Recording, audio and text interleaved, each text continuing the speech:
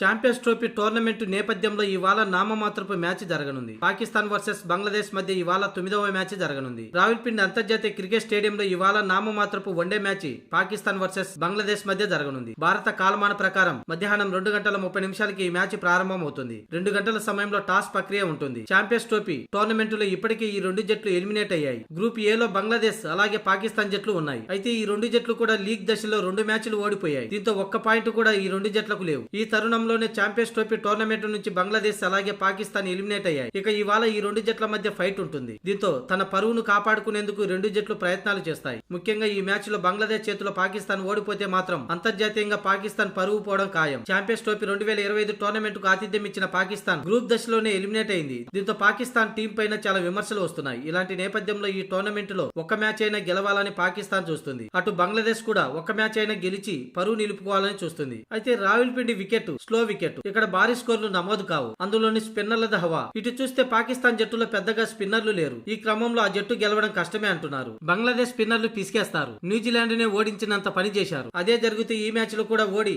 పాకిస్తాన్ తీవ్ర ఇబ్బందులు పడుతుంది. అంతకంటే ఘోరమైన విషయం ఏంటంటే ఇక గ్రౌండ్ నుంచి ఇంటికి కూడా వెళ్లేందుకు పాకిస్తాన్ ఆటగాళ్లకు వీలుండదు. అభిమానులు దండెత్తడం ఖాయం. వారిని తప్పించుకొని ఇంటికి వెళ్లడం అసాధ్యమే. మరి ఒత్తిడితో ఆడుతున్న పాకిస్తాన్ జట్టు మ్యాచ్ లో ఎలా ముందడుగు వేస్తుందో చూడాలి.